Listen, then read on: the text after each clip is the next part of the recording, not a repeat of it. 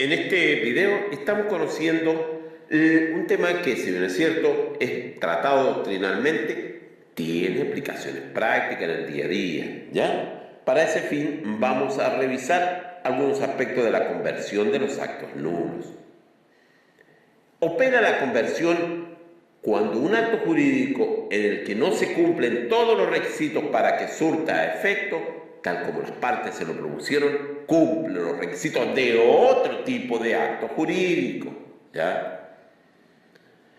En lugar del acto nulo, se entiende ejecutado o celebrado otro acto o contrato. Si hay razones para suponer que las partes, de haber sabido que el que ejecutaban o celebraban era nulo, habrían encaminado su voluntad a este. Eduardo Couture lo define en los siguientes términos. Abre comillas, la conversión del acto nulo es un fenómeno que consiste en que, declarada la nulidad de un acto jurídico, éste desaparece en su sentido primitivo, dando origen a otro civilmente válido entre las partes. Por cierto, en este punto debemos tener presente el 1444, cuando alude a la posibilidad de que el acto degenere en otro diferente. Se ha señalado que la conversión del negocio nulo tiene uno de sus fundamentos en el principio de conservación del negocio jurídico, principio en cuya virtud la voluntad negocial debe mantenerse en vigor lo más posible a fin de lograr el fin jurídico fundamentalmente práctico que las partes persiguen con el negocio jurídico, ¿ya? Por otra parte, la doctrina admite una triple clasificación de la conversión del negocio jurídico. Por una parte, la conversión formal. Por otra parte, la conversión material, verdadera o propia. Y finalmente, la conversión legal. Vamos a analizar algunas.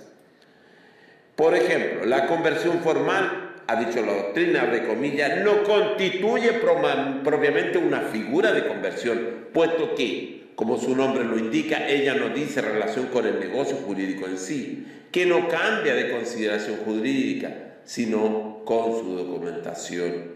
La conversión formal opera en lo externo y recibe aplicación cuando puede utilizarse para determinados negocios jurídicos, formas diversas. Si se adopta una forma más rigurosa no exigida por la ley y está viciada, ¿ya? Y esta resulta viciada, el negocio jurídico es siempre válido, que concurran los requisitos de la forma menos rigurosa, ¿eh? Es importante, esto es lo que vamos a entender por conversión formal. Por otra parte, así por ejemplo, el contrato de promesa de compraventa de un inmueble es celebrado por escritura pública, pero esta es nula por incompetencia del notario o por defecto formal, lo que no obsta a que siempre podría valer como un contrato de promesa, pues en este caso la ley solo exige que conste por escrito, es cosa de revisar el 1554, número 1. Lo anterior se desprende del tenor del 1701.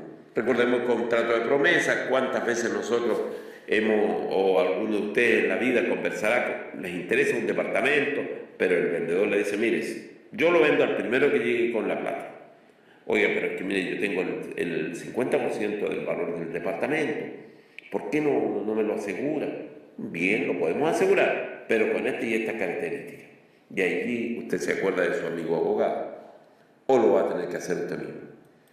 Por otra parte, este precepto en su inciso primero advierte que si la ley exige instrumento público con solemnidad de un acto o contrato, no podrá suplirse por otro medio de prueba, simplemente no habrá acto o contrato.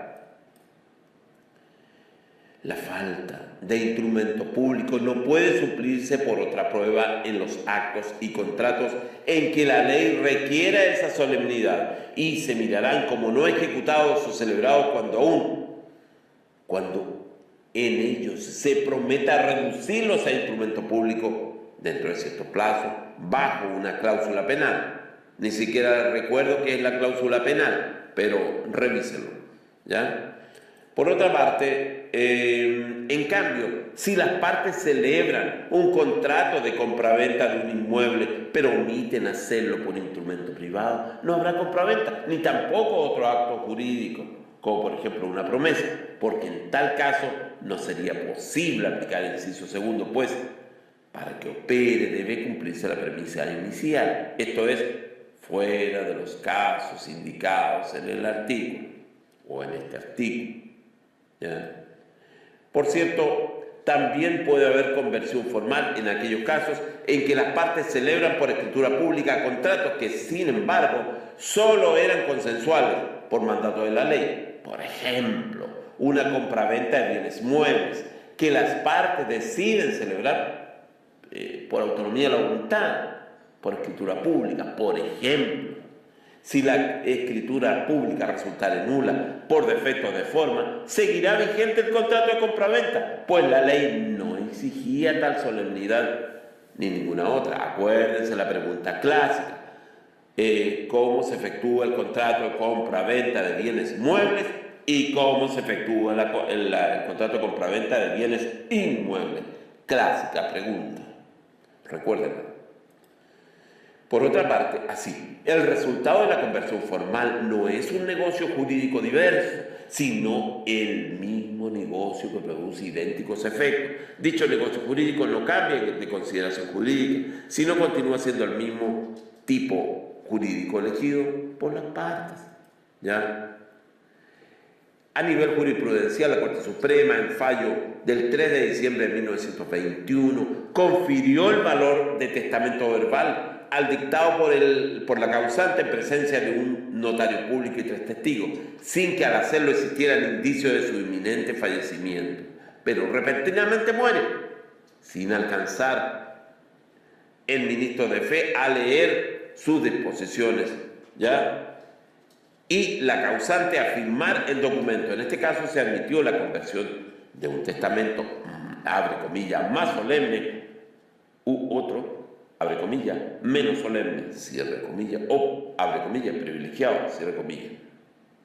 ¿Cómo es el verbal? ¿Ya? ¿Cómo es el verbal?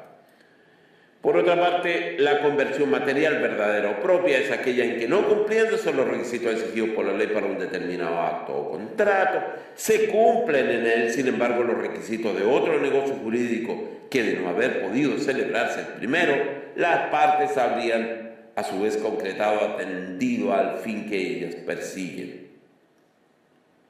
Para que opere la conversión, la doctrina ha señalado que deben concurrir dos requisitos claves, uno objetivo y otro subjetivo: que el acto nulo contenga todos los elementos constitutivos del nuevo acto, tanto sustanciales como formales. Este es un requisito objetivo.